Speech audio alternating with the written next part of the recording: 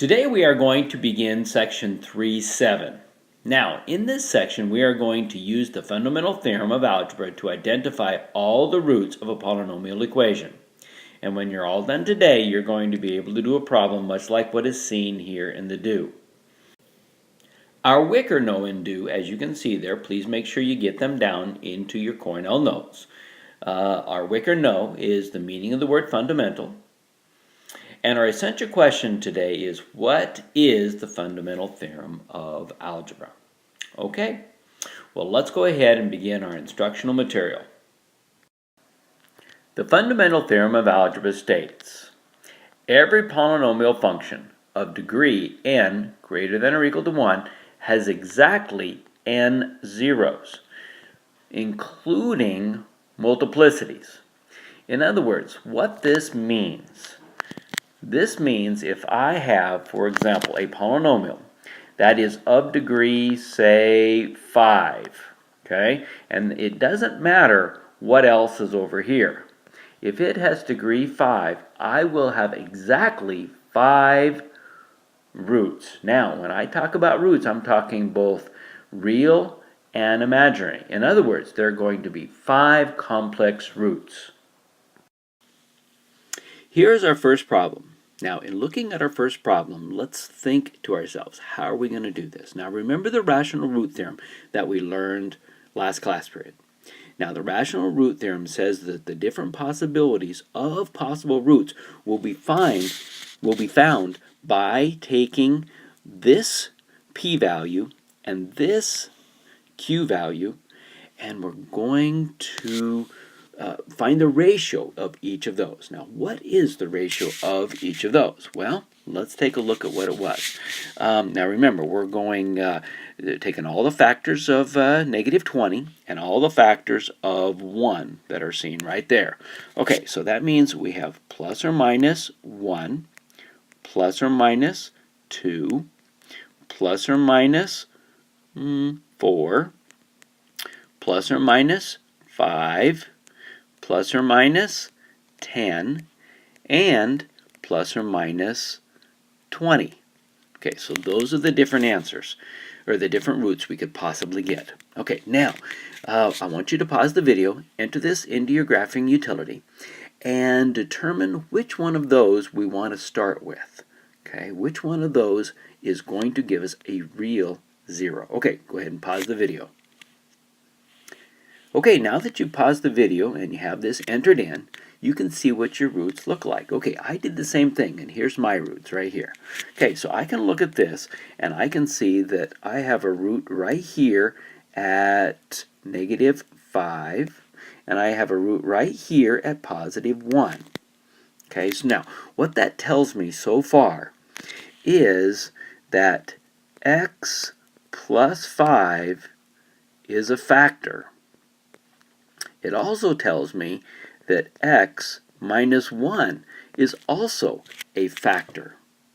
Now, what I'm going to do is I'm going to use synthetic division, and I'm going to find the a value for x plus 5 and x minus 1, and I'm going to use synthetic division, and we're going to divide it into here, just like we did last class period, and we're going to try to well, let's just say we're going to slim that polynomial down. In other words, if I divide x plus 5 in there, I want to find out what's left. Okay, so let's go ahead and do that.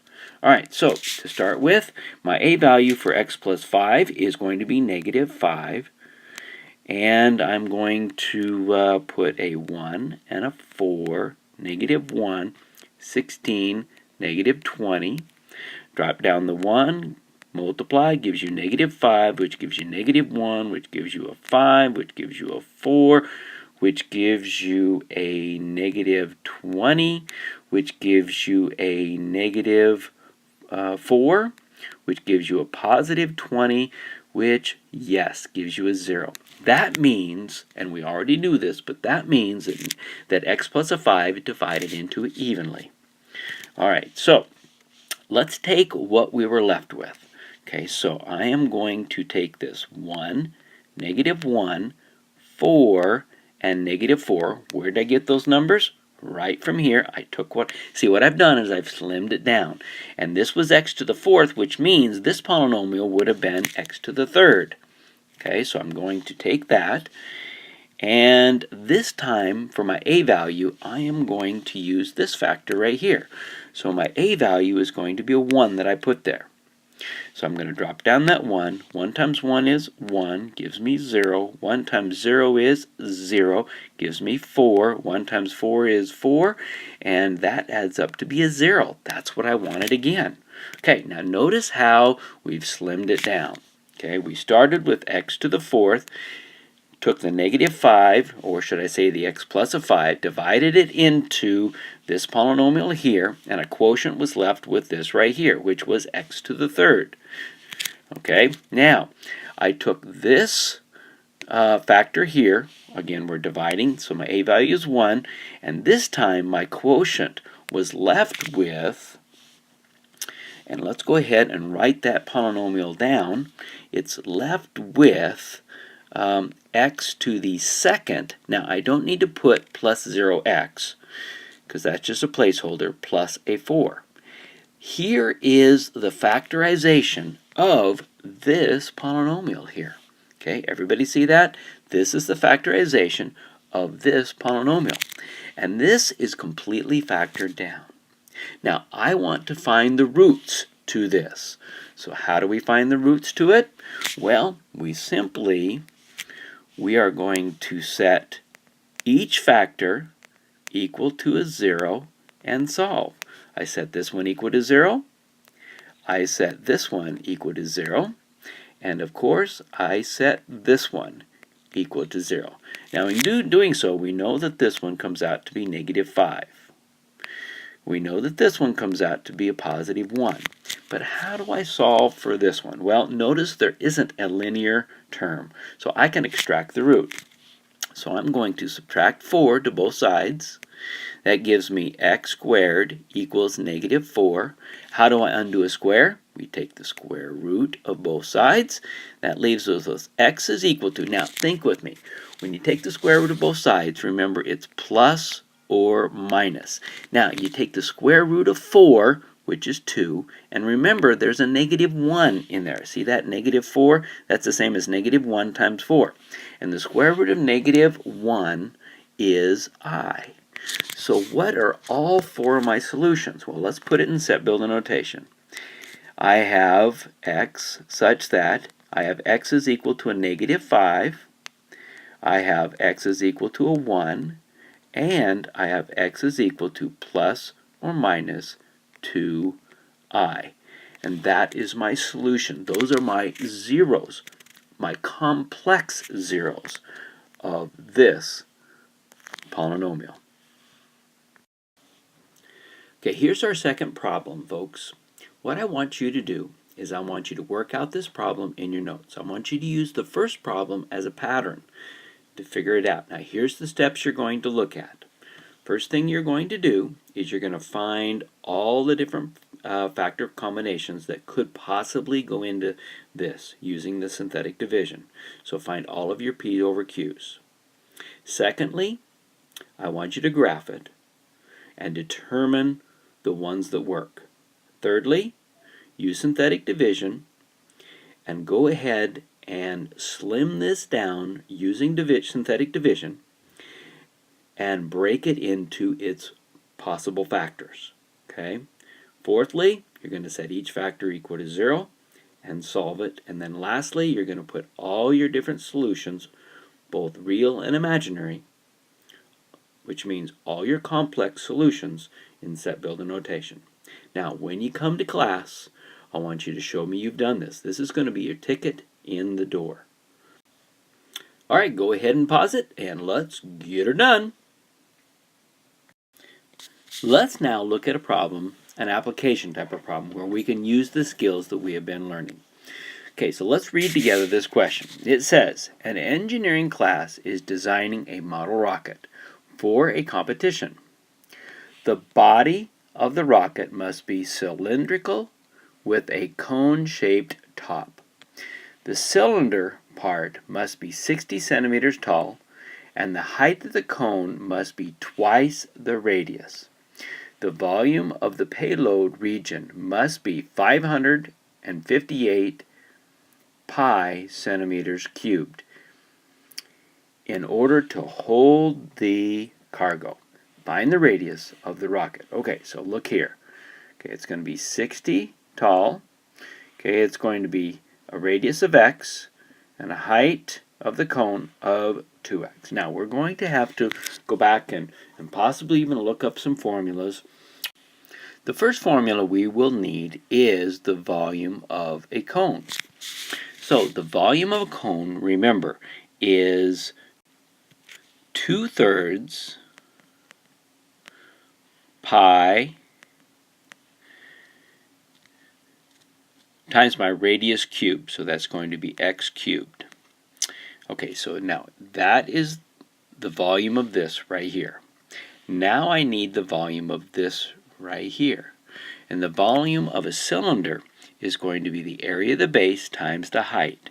The height is 60 times the area of the base, and the area of the base is a circle, so it's pi r squared, so it's going to be pi times x squared. Okay, so that is the volume of this region. All right, now let's remember, the volume is 558 pi, so that means it's going to be 2/3 pi x to the third power plus 60 pi x to the second power, and that is going to be equal to 558 pi. Now what did I do? Well, I simply just substituted this right here right in for v of x. Alright, now from this point we have to set it equal to 0. So I'm going to take 2/3 pi x cubed plus 60 pi x squared, and to set it equal to 0, what must I do? If you said subtract 558 pi to both sides, you are correct. So we're going to subtract 558 pi to both sides, and that equals 0. Okay, so now we have it set equal to 0. At this point, what do I need to do? Well, I tell you, if we take a look at P over P and Q right here, and we were to find all the different possibilities so we could use synthetic division, it would be really messy. Okay, so my recommendation is to take this whole equation and enter it into our device. So that's what I want you to do. Pause this video and enter it in your device. Now make sure you put parentheses around this 2/3. Okay, pause the video. Alright, now that you have entered this in and you can now see what your graph looks like, you're going to see that it looks, here's what mine looks like, you're going to see it looks something similar to this. Now, in seeing what this is here, I want you to notice just what this point is right here and what this point is right there. Well, this point over here is going to be 3. And this point over here is going to be negative 3.104. Alright, so what you've just found is you've just found the radius. Alright, so from here you can see what my radius must be. Now, what do I mean? Well, guys, if you take a look at this one, both of these are real. Okay, and for me to have a radius, it must be a real number. Yes, this says I'm going to have 3 complex roots. Okay, 2 of them are right here. One's right here, one's right there. But think of it. I'm looking for a radius. Can a radius be negative? No, it can't. So that means the only radius that can exist for this problem is 3. So how are you going to say it? Well, you're simply going to say the radius of the rocket body is going to be 3 centimeters. Alright, go ahead and write that down into your notes. If I need to, let me write it down a little bit too. The radius will be 3 centimeters for the rocket body. Okay, folks, well, that's going to pretty much wrap this up for today. Here is your assignment. It's going to be in your textbook. Section 6.6, we're going to do 11 to 23, the odds. Then we're going to look at 76 and 78. Now, notice these are odds. That means we can check our answers in the back as we go. All right, well, we are going to work on this assignment in class. So, once you finish the notes, you're done for today, and tomorrow in class, we will start on this problem set. Have a great day, and we'll see you in class.